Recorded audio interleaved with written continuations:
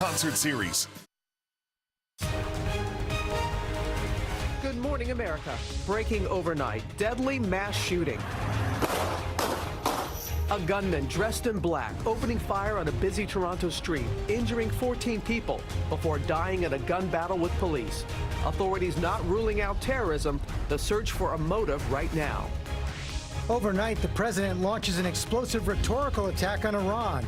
An all-caps tweet threatening the nation with consequences few throughout history have ever suffered before, after Iran issues a warning of its own. No privacy for passengers? The Uber and Lyft driver recording people in his car without their knowledge, posting his live stream online, and it is all legal. Flash floods and funnel clouds. Severe storms slam the southeast. Oh my gosh! Now a new flash flood watch for millions from North Carolina to Pennsylvania. While out west, firefighters battle at least 48 large wildfires and brace for a new round of triple-digit temperatures. You're as cold as ice! Foul play. The young Cubs fan thrilled to get this ball when the adults behind him take it away. How the Cubs made it right. Live in Times Square, this is GMA with Robin Roberts, George Stephanopoulos, and Michael Strahan. That even got a reaction from George. Come on. That was worse than advertised. He's going to have a tough day at work today, that guy. Isn't he? Good morning, America. Hope you had a good weekend. Great to have Cecilia here with us. Great to be here, guys. Welcome back. There's a lot happening this Monday morning. We're going to begin with that breaking news overnight, a deadly shooting in Toronto, where a gunman opened fire on a busy street very popular with tourists. At least one person killed, 14 others injured before the gunman died in a battle with police. At this hour, authorities are still searching for a motive and have not ruled out terrorism. So let's go right to ABC's Whit Johnson for the latest. Good morning, Whit. Robin, good morning to you. Chaotic moments as shots rang out in a Toronto neighborhood popular with tourists. The suspect, police say, firing at nearby buildings. The deadly violence killing one woman and leaving a little girl critically injured. Overnight, this terrifying scene unfolding in the streets of Toronto. There's multiple victims, and the suspect that's fleeing looks like possibly still shooting. A gunman firing round after round, just as families and friends sat down to dinner in this area populated by many bars and restaurants. This video appears to show the gunman dressed in dark clothing, firing towards a building from the sidewalk with a handgun. Pretty crazy. I saw at least 4 people shot here by the fountain. This morning, police say a total of 14 victims, 1 woman dead, a young girl in critical condition, the motive unknown. I'm keeping everything open. I'm looking at absolutely every single possible motive. When you have this many people that are struck by a gunfire, it's a grave concern. So I'm not closing any doors or any chapters on this. Police engaging the man in a chaotic shootout, the suspect killed. The crime scene illuminated with flashing lights, yellow tape wrapping around trees and across the sidewalk. Police now pleading for the public's help in their investigation. We've got numerous witnesses. We are looking at technology, so any types of cameras that are going to be available, dash cams that may be in the neighborhood. Now, police say it's still too early to know the motive in this shooting. They can't say if it's terrorism or something else. Again, the suspect was killed, which means it will take more time to get many of the answers they're looking for in this investigation. Definitely want them thinking of all those that were injured. Absolutely. Yeah. All right. Thank you, Whit. Thank you, Whit. Now to that late-night threat from President Trump confronting Iranian President Hassan Rouhani in an all-caps tweet after Rouhani warned President Trump against provoking Iran. Our chief foreign correspondent, Terry Moran, tracking it all from the White House. Good morning, Terry. Good morning, George. Well, overnight, as you say, the president taking to Twitter and to his caps lock key to issue a trademark Trumpian threat against the leadership of Iran. He tweeted, "Never, ever threaten the United States again, or you will suffer consequences the likes of which few throughout history have ever suffered before." The president responding there to the inflammatory rhetoric of the Iranian president, Hassan Rouhani, who in a speech Sunday issued a warning of his own, declaring that the United States should know that war with Iran is the mother of all wars, he said, and demanding that the U.S. back off its pressure against Tehran. There's little chance that's going to happen because Secretary of State Mike Pompeo, in his own speech, voiced support for the Iranian people but hammered the regime leadership, comparing them to an organized crime gang and saying that the Iranian nuclear deal, in that they came to the world as wolves in sheep's clothing. Pompeo also called for a campaign of maximum pressure against Iran. Now, all this The president's ferocious tweet, the talk of maximum pressure, that might sound familiar because it's the same kind of tactics that were used against North Korea. Mike Pompeo also even held out the hope of direct talks with Iran, but he made clear there's little chance of that happening anytime soon. George? Of course, the United States hoping for an agreement with North Korea. We had one with Iran, but the president pulled out in May, which means they've been ratcheting up the sanctions on Iran, which is at the heart of this. That's right. The Iranian economy, which had not been strong for a long time, it is riddled by vast corruption and deeply inefficient and crippled by sanctions. Now, there was a glimmer of hope with the Iran nuclear deal, and it is just plummeting. There is tons of unemployment. The currency is collapsing, and they're under a great deal of pressure. That's why Rouhani started this war of words, and I think as others have found out, it's a bad idea to start a war of words with this American president. Terry Moran, thanks very much. Cecilia? Okay, George, thank you. You want to turn back to Russia. The president raising eyebrows on that one, too, calling it all a big hoax after, of course, that week of head-spinning explanations from the White House. But now newly released top-secret documents show the FBI surveilled former Trump campaign advisor Carter Page, saying he was the subject of recruitment by the Russian government. Our Chief Justice correspondent Pierre Thomas has more. Pierre, the president's got a lot of tweets already this morning saying this all is a conspiracy, essentially, to target his campaign, saying this is the basis for a witch hunt. Cecilia, good morning. That's right. We're learning more details about the genesis of the Russia investigation that eventually became the Russia probe. But right now, you're right. The release of these documents has sparked yet another debate involving the president and the Justice Department. This morning, yet another political firestorm surrounding the FBI's release of the documents used to obtain surveillance warrants against a former foreign policy advisor for Donald Trump. The FBI surveilled Carter Page during the height of Trump's campaign in 2016, accusing him of being an agent of a foreign power, Russia. But Page told ABC News the FBI's documents do not rise above complete ignorance and or insanity. I've never been an agent of the foreign power by any stretch of the imagination. Sunday morning, President Trump chiming in, claiming again without evidence that his campaign was spied on. In one tweet saying, quote, witch hunt, rigged, a scam. And another saying, looking more and more like the Trump campaign for president was illegally spied upon. But later in the day, both Democrats and Republicans suggested that the FBI had good reason to investigate Page. Carter Page had in fact been a target of Russian intelligence in the past, had gone to Russia during the campaign, had meetings with the Russian officials that Page had publicly denied. They did not spy on the campaign from anything and everything that I have seen. You have an individual here who has openly bragged about his ties to Russia and Russians. Carter Page has never been charged with a crime, but intelligence analysts tell ABC News the point of the surveillance was likely to watch, learn, and discern the Russian government's tactics as opposed to arresting Page and tipping off the FBI's hand. Cecilia? Okay, Pierre, thank you. George? Okay, we're going to bring in our chief legal analyst, Dan Abrams, for more on this right now. We got to get to the bottom of what the president is talking about here. This was an application to the court to survey Carter Page, who had been working for the Trump campaign. They've released 400 pages of documents, highly classified documents in the past. The president has called this illegal, is saying the FBI misled.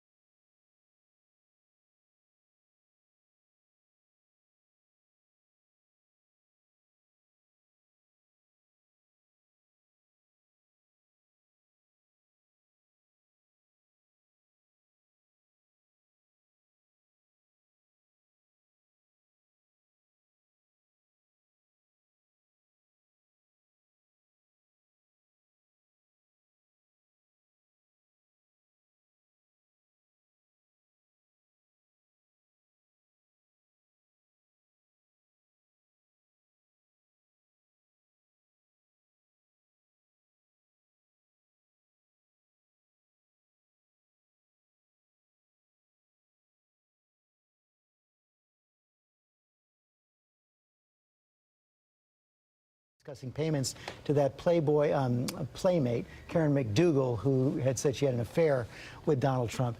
Talk about the significance of this tape. Well, first of all, the president is saying that it was illegally made. It definitely wasn't illegally made. New York State is a one-party state. You can record someone's conversation if one of the people involved wants to record it. There's a separate question about Michael Cohen as a lawyer. Should he have done it? Is it ethical for him to have done it? Those are separate questions that, for example, the Bar Association would address. But keep in mind that in order to go into Michael Cohen's office, we have to go back to this because the president's talking about it again, they had to have a warrant. Just because you are a lawyer and you have clients, it doesn't mean you are immune from a warrant. And therefore, they can't say, we believe we have probable cause to say you have committed a crime. Think about that. It sounds like the suggestion is if you're a lawyer and you have clients, there should be no way the FBI can get a warrant to say, we believe there's probable cause that you, the lawyer, have committed a crime. There's nothing to indicate that they were going in there to get information about Donald Trump. And it also shows that the president did indeed know about these payments, even though he had denied it many times in the past. That's right. If the recording is what we seem to believe it is now, and he's having conversations about the $150,000 payment, the only way that it would be exculpatory, as Rudy Giuliani has suggested, is if the president says, I have no idea what she's talking about, why AMI would be paying her, etc. It doesn't seem like that's what's on the tape. Dan Abrams, thanks very much. Robin? And George, we're going to turn now to extreme weather. Tornadoes, heavy rain leading to dangerous flash flooding in the east. And now more storms are on the way. Ginger has the latest. Good morning, Ginger. Good morning, Robin. You can actually feel it when you step outside here in Times Square. The heat, the humidity, allowing a lot of that tropical moisture to fuel it. Flash flood watches now from Raleigh to Hershey, Pennsylvania this morning. Oh my gosh! This morning, a super soaker after a weekend deluge from Florida to New York. Just outside our nation's capital, more than 9 inches of rain forcing water rescues. 4 people pulled from this trapped car. In Lee County, Alabama, you can hear that violent hail attacking this backyard. We're getting a pounding. More than 130 severe storm reports Sunday alone. Trees tearing through homes, uprooting front lawns. A turbulent thunderstorm capsizing a boat in Titusville, Florida. The boat that's capsized, possibly 6 people in the water. The storm's picking up again. I'm losing visibility. Forcing 11 people, including 2 children, to fight for their lives. Rescue boats carrying them back to shore. It's a tornado over there. An EF0 tornado ripping across the land in southeastern Alabama, making a cameo in this wedding couple's special night. Thankfully, they were okay, but it's so different from what's happening out west. Big heat, big ridge, and then the jet stream dips and allows all of this to happen. Stagnant, really, or slowly evolving trough. And as we see this flash flood potential, the next 48 hours, the worst of it, and it's going to squeeze against a front. Anywhere from 3 to 5 inches will fall from coastal North Carolina, say Wilmington, up through New Jersey and central Pennsylvania. Robin? More to come. All right, Ginger, thank you. Robin, thank you. The latest now on that violent standoff at a Trader Joe's in Los Angeles that left a store employee dead. Gunman expected in court this morning accused of shooting 2 other people and leading police on a chase that ended in a hostage situation at the supermarket. ABC's Marcy Gonzalez is in L.A. with the story. Good morning, Marcy. Situation here, you can see the front entrance boarded up, covering the bullet holes. And people have been coming by leaving these notes of sympathy and love for the man. Chaos unfolding as investigators say the suspect, 28-year-old Gene Atkins, was on the run from police after shooting and injuring his grandmother and girlfriend at their home Saturday. Crashing this stolen car in front of this Trader Joe's, a gun battle with officers raging, sending bystanders in the parking lot diving for cover, including Jimmy Kimmel writer Devin Field. I just sort of thought, okay, I need to hide. I need to get down, and I need to be out of his eye line as fast as possible. Witnesses describe manager Melita Corrado heading towards the front door to see what was happening when she was killed. Police still unsure if she was caught in the crossfire or shot by Atkins. Terrified employees and customers desperately running as the gunman headed inside. It was very chaotic. People were falling and tripping as they were running. Maeve Muggleby too scared to join those climbing out through this window, instead barricading herself in a bathroom with coworkers. We crammed into the one stall, all 3 of us, just in case he decided to come upstairs.